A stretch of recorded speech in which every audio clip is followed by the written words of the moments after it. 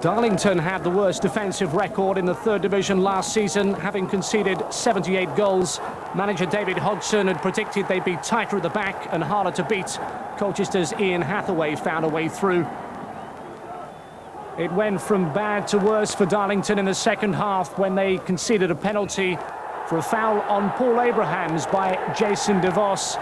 Abraham's route to goal was impeded, and the ultra-confident Paul Buckle kept a cool head when all around were losing theirs.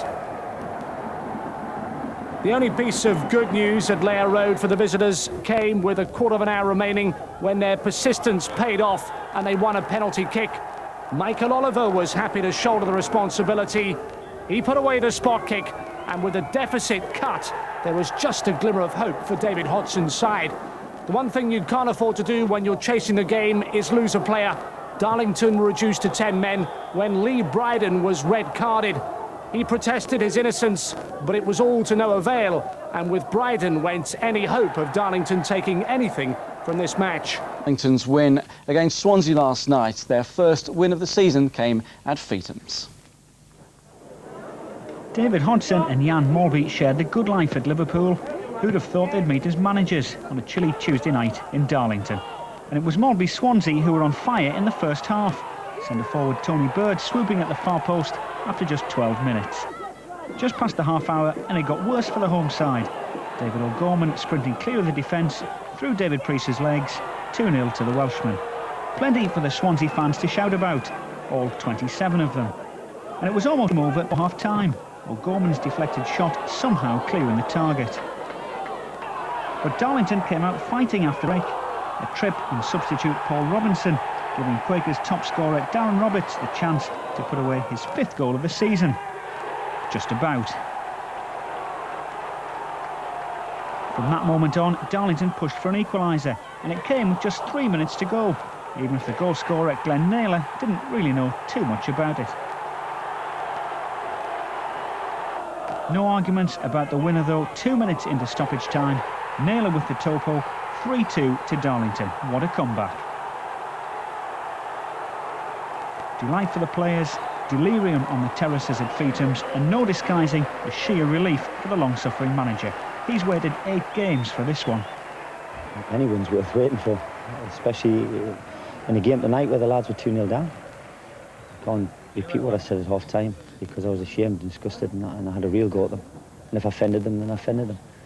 And you shouldn't need to do that. Football players should go out there and respond to the occasion, not for what the manager says to them prior to a game or half-time. Yeah, we really needed that. We needed to get our season kicked off. We struggled in the 5 previous games, and we really needed that one today. It's a win, and it's a step in the right direction. But next week we've got another game, and then we've got another 39 after that one. So one win's going to give us nothing. Brighton are yet to win at their new Priestfield home. Only 1,803 fans turned out to watch them play host to Darlington. The visitors were sent off for that reckless challenge. Carl Schutt took over in goal and kept Brighton at bay. Peterborough's draw and Exeter's defeat means there are Doncaster and Brighton drew, but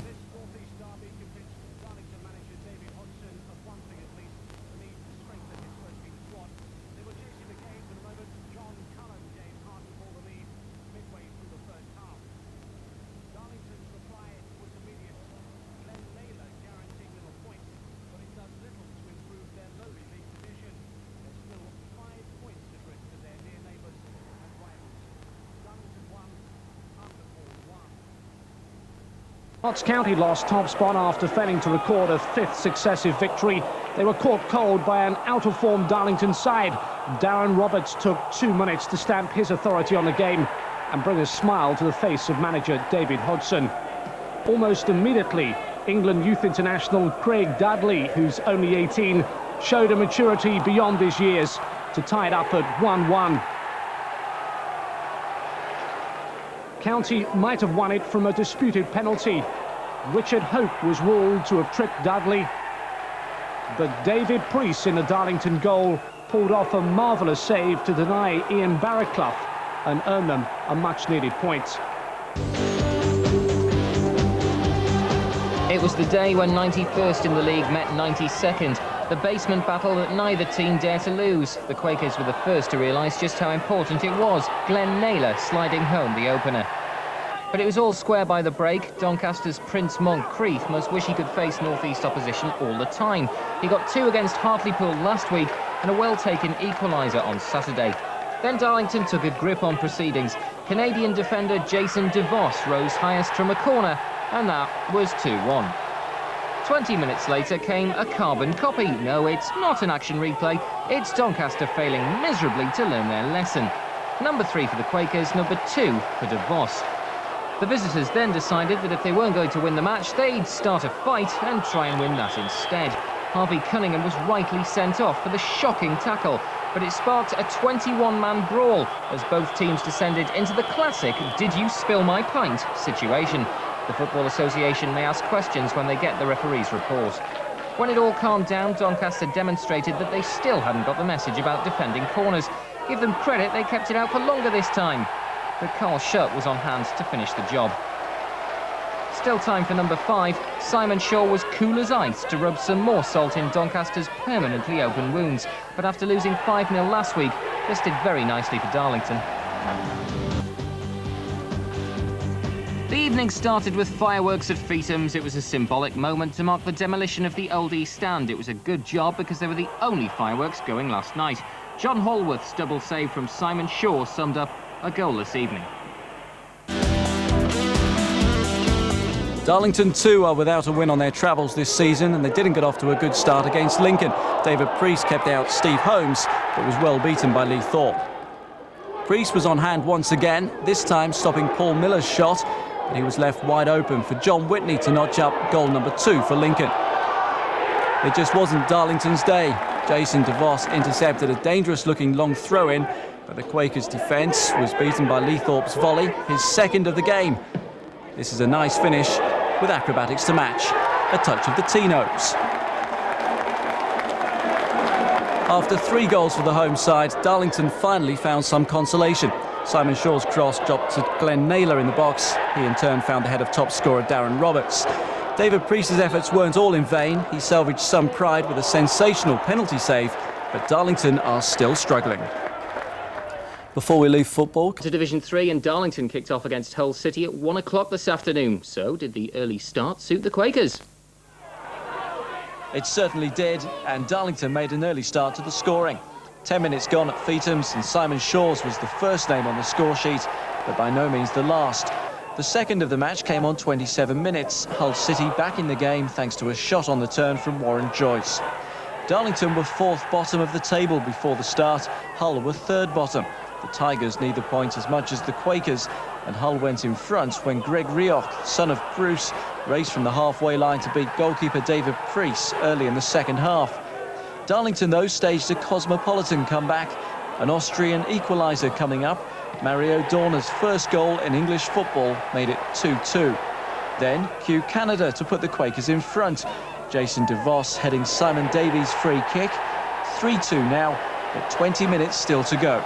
It looked as though David Hodgson's team had let the 3 points slip when Hull substitute Gavin Gordon was left in the clear to level the scores once again. The seesaw scoreline was balanced at 3-3 with 6 minutes left. With just 3 to go, though, Darlington's Darren Roberts became the 7th scorer of the afternoon. He bundled home his 8th goal of the season. David Hodgson has turned down a £55,000 bid for Roberts from Northampton. It finished Darlington 4, Hull City 3. Elsewhere in the third, there were no goals between Hartlepool and Brighton, but Newcastle and Sunderland have both thought about signing Torquay's Rodney Jack. The Quakers now know why. They were chasing his shadow on the opening goal. A hint of offside about this one, but give Anthony Badeau credit for finishing the job in some style. It was a long trip for Darlington, and they were destined to return empty-handed. They did manage a consolation to warm up the brave fans who made the trip from the northeast. It was top scorer Darren Roberts who once again showed that he knows where the goal is.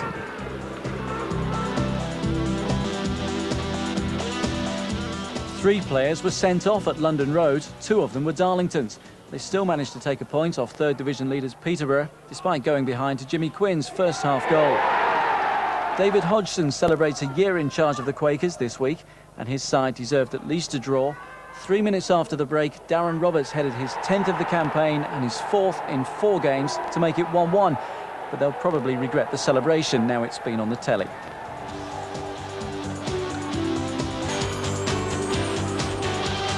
Last week they drew with the third division leaders, but the fastest cup goal of the day did Darlington no favours. Just 34 seconds on the clock when Glenn Naylor blasted them in front. But Solihull Borough put the boot in. Well, they are from the Dr Martins League. Nicky Cross claimed the equaliser. It was a cue for the day's daftest celebrations. It finished 1-1. It's Hensford away for the winners. Many players today weren't the same. They may be the same players by name, but they weren't the same players by character and by standards today than what played last week and the week previous to that. So obviously I cannot expect them to go to the replay and play like they did there. Embarrassed by Solihull Borough at the weekend, Darlington desperately needed full points at Feetham's, and they got them thanks to the continental touch of Austrian striker Mario Dorner. The Quakers are gradually edging out of danger. Farland's Cambridge have forgotten what it's like to win. At least they came away from Feetham's with a point. They didn't start well. 6 minutes played when Darlington's Carl Shutt prized open their defence. But they were level a minute later. John Taylor, who's found goals hard to come by of late, judged his header to perfection. It secured them a draw.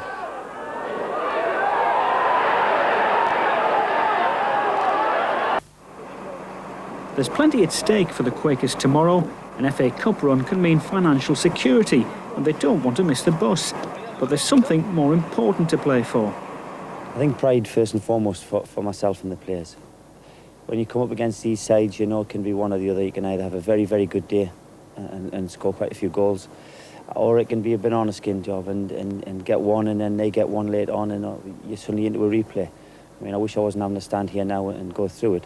But if we can be prepared better for it, then obviously what happened in the first leg will put the lads in a better frame of mind, certainly for this one on Wednesday.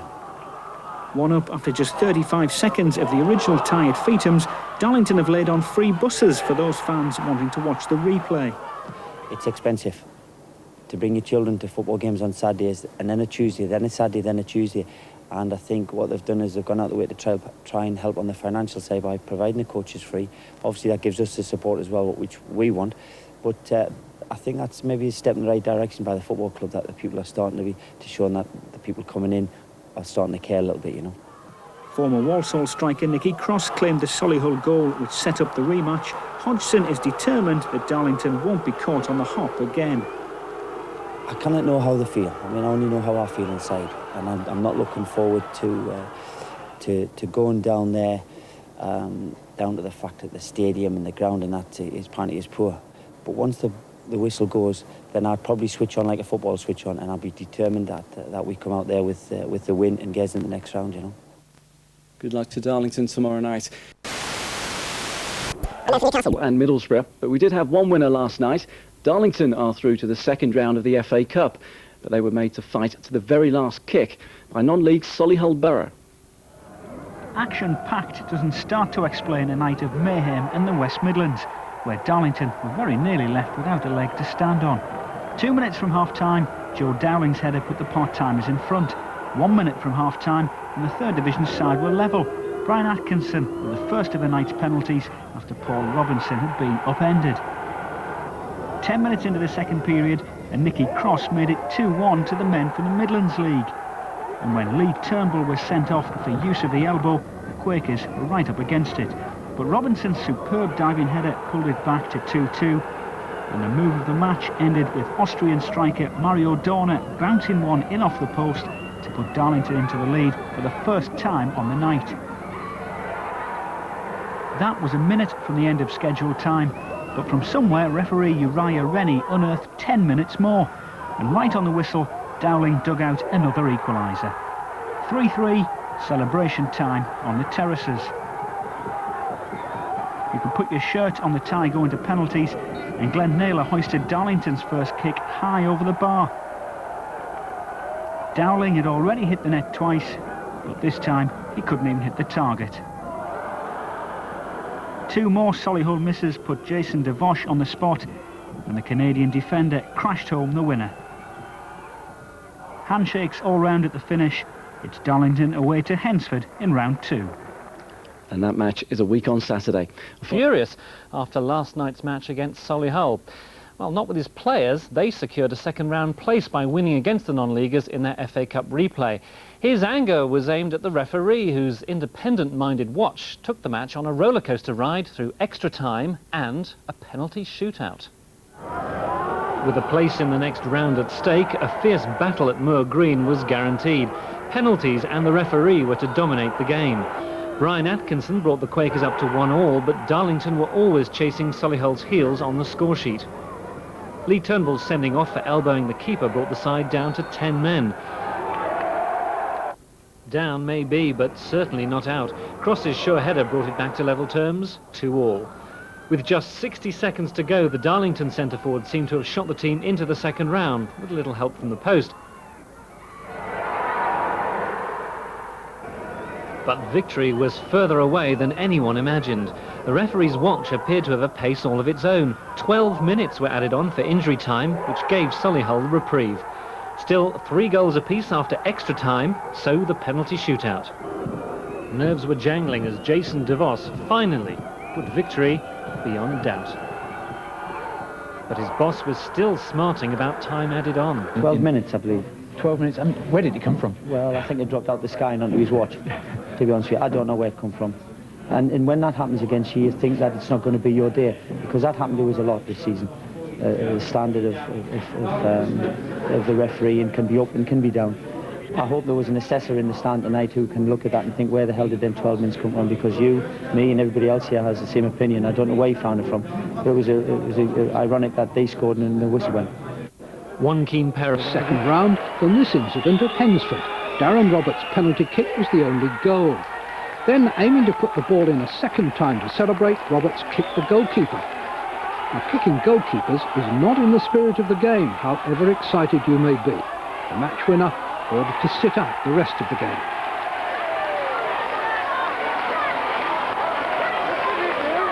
In this season, the Darlington have a better day at the office than Hartlepool. And not often skipper Andy Crosby gets his name on the score sheet. The tannoy announcer at Feethams was so surprised he gave the goal to top scorer Darren Roberts. Who cares? It was 3 points for the Quakers.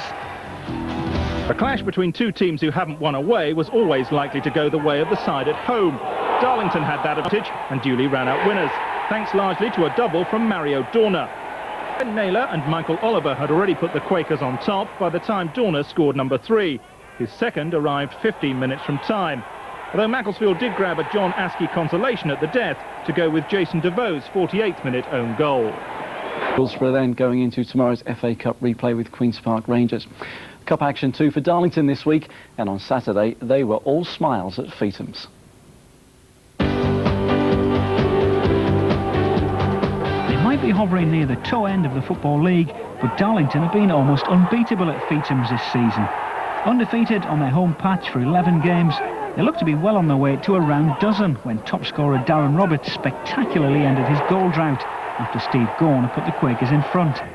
But a mistake by defender Richard Hope gave fresh hope to Colchester. Neil Gregory nipped in to make it 2-1. And the East Anglians went route one for the equaliser.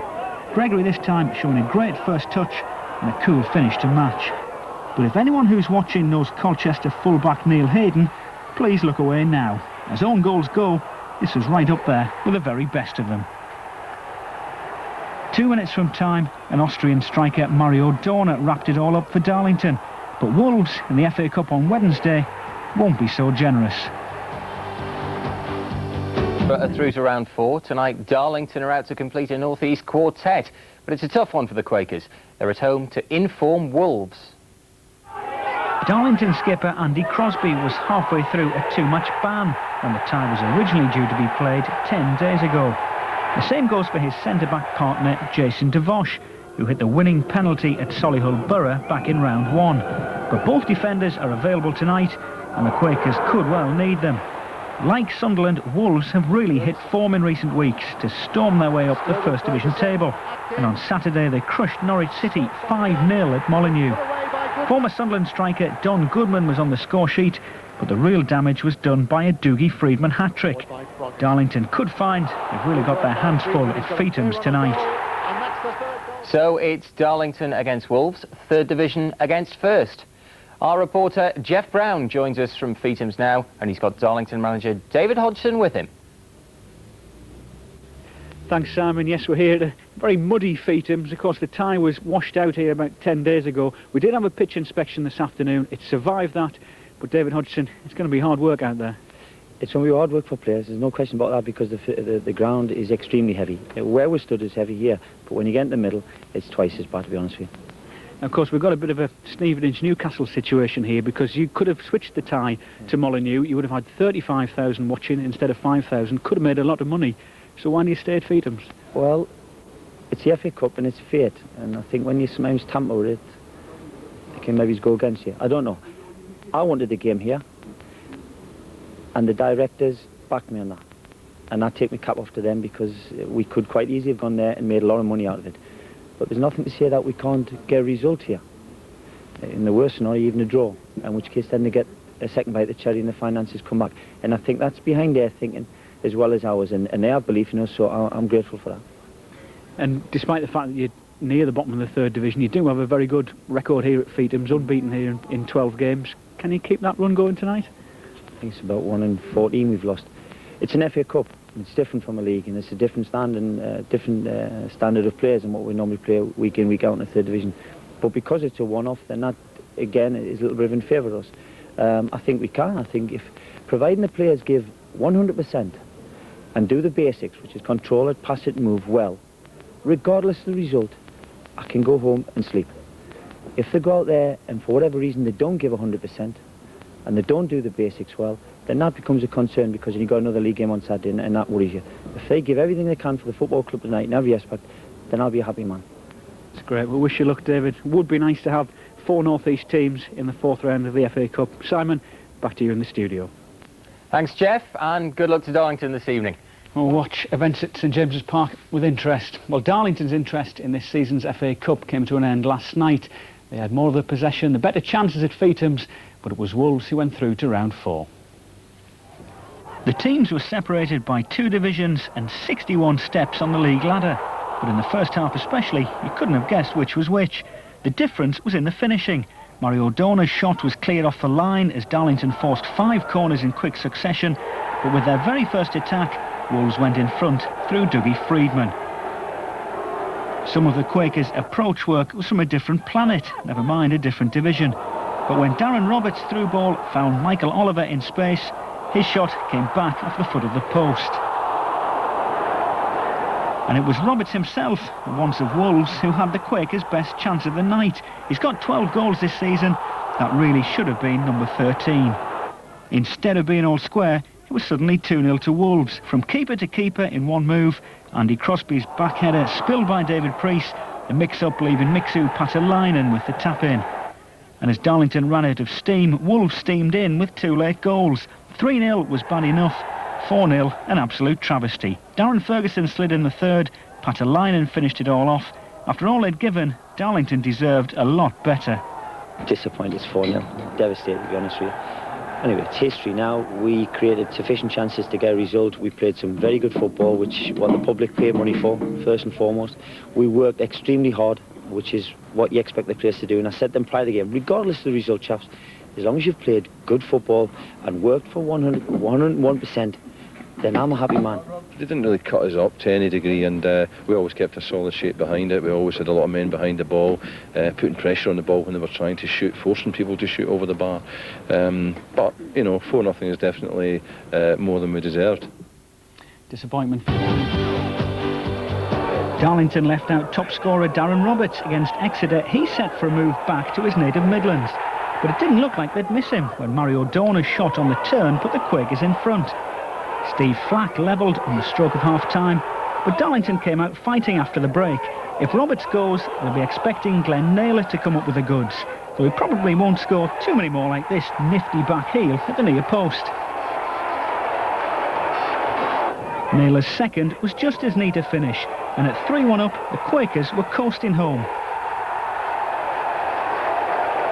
But they were in for a nervous last 9 minutes after Peterlee referee Roy Pearson overlooked this challenge by Exeter substitute John Williams, which left Flack free to make it 3-2. Keeper David Priest needed 5 stitches and a face wound Striker Carl Schutt took over in goal, denied Flack his hat-trick and kept Darlington heading in the right direction.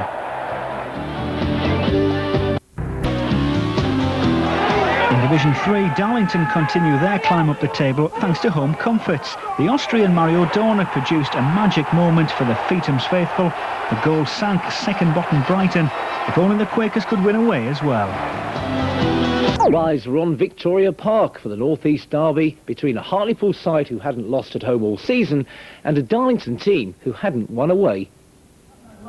Derby Day is always a bit special, even down in Division 3. But it hasn't been easy for the fanzine writers to keep smiling this season. We've drawn far too many matches. We'd have been better off losing half of them and winning half of them, and on a points basis we'd have been better off and much higher up in the league. Away from home, we can't score, we can't defend, and if you can't do those two things in any level of football, especially, you know, Darlington away from home, you're knackered basically. And that's just what Darlington looked when Jan-Ove Pedersen's touch and control put Poole into a 16th minute lead. The Norwegian international heads back across the North Sea next weekend. Mick Tate is certainly going to miss him. Just before half-time, Ian Clark made it 2. Darlington's static defence sliced open once again. And at that stage, there only looked like being one result, even if the Quakers had enjoyed plenty of possession. The turning point came just on the hour. Newpool striker Paul Connor was so surprised to see the ball dragged off his toe by Richard Hope that he couldn't get a shot in. Stephen Halliday did, but his effort was blocked. The replay shows that Poole were robbed of a penalty. That was bad enough, but just to rub it in, top scorer Darren Roberts pulled one back for Darlington inside a minute. 2-1 now, almost half an hour left, and everything still to play for. And just 2 minutes from time, Roberts got the equaliser. He'd only been playing because Mario Dorner was taken ill the day before, but his 14th goal of the season went down as well with the boss as it did with the Darlington fans. Well, I think we've gone away happy, and the fact is that we've got back a point away from home after being 2-0 down a derby game. I think they'll appreciate that, but I think what they will do is they'll scratch their heads and say, why is it the same situation every week away from home, and why is it that we're in a derby and for the first 45 minutes we didn't play as if we're in a derby? We were 2-0 up, and then blatant handball. You know, you must get sick of hearing managers say this, but you know that would have won us the game. Lads lay on the ground and handled the ball, full view of the referee, and for some reason he didn't give the penalty. You know, 3-0 up, I think game over then, but instead go straight down the other end, pull one back, change the whole complex of the game. Darlington can't win away in the league. Hartlepool are unbeaten at home, so this northeast derby at the Victoria Ground should have been a home banker. And in the first half, it looked like being just that. Norwegian Jan-Ove Pedersen putting Hartlepool in front. An exquisite through ball. Pedersen's first touch was perfect, and with the keeper committed, there was only one outcome. Minutes before the break, it was 2-0. Ian Clark applying the perfect finish to double Hartlepool's lead. They look to be heading for a comfortable victory. Darlington, though, were a more formidable force in the second half. Darren Roberts, who was an inspirational figure, cut the lead to set up a grandstand finish. There was more drama to come, with the visitors claiming a point that looked beyond them. In the closing minutes, Carl Schutt's cross was hammered home by that man, Darren Roberts. A point apiece. Roberts second of the match, 2-2. Colchester had come out on top in their last two.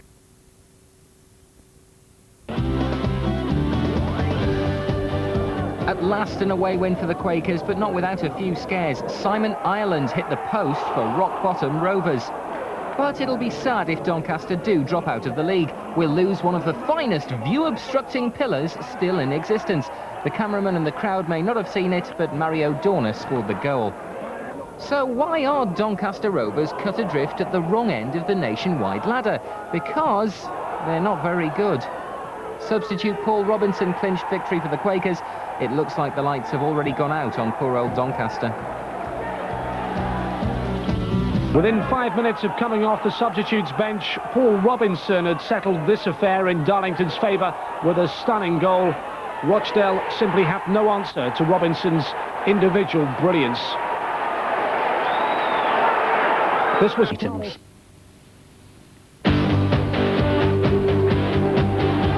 Don't bet against the Quakers at Feetham's, but do bet on teenager Paul Robinson to score. That was his third in as many matches. Peterborough are chasing promotion, but they were well beaten last night. The Quakers' second was a sweet move and a first goal in English football for Franz Resch. Posh did pull one back thanks to some dodgy defending from the home side. Everyone left it for each other and Miguel de Souza squeezed in the loose ball.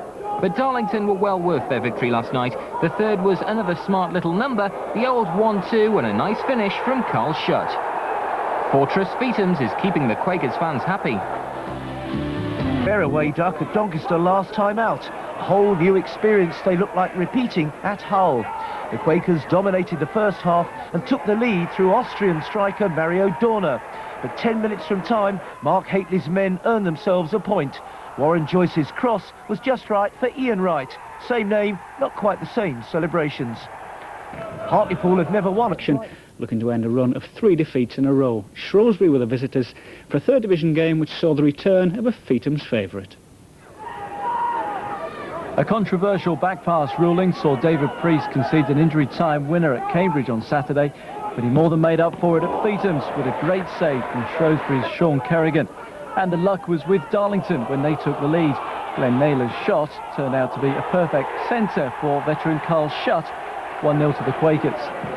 It could have been 2 just minutes later, but Schutt's header was cleared off the Shrewsbury line, and instead the sides went in level at half-time. Central defender Richard Scott moving forward to thump a 25-yarder just inside Priest's right-hand post. Lee Ellison had the Scouts beating a path to Feetham's when he was a youngster at Darlington. Now he's back on loan from Bishop Auckland, and 4 years after his last goal for the club, the substitute squeezed one home from a tight angle to make it 2-1. That was in the 83rd minute. In the 84th, the Quakers wrapped it up. Schutt with his second of the night. It finished Darlington 3, Shrewsbury Town 1. Tennis now, and tomorrow we'll... A change of script for Barnet at the break, and a change of fortune as they lost their way. Paul Campbell will not forget his debut in a hurry. The Darlington teenager certainly made his mark on this match. Within a minute of the restart, he cut their lead, and they looked to be heading for a share of the spoils when substitute Mario Dorner made his own impression on this match with the equalising goal. Barnet needed some divine intervention. It had been flat at Feetham's, but determined Darlington ran up their 13th home win. That's one more than champions Notts County. Substitute Lee Ellison's scrambled affair was quite enough.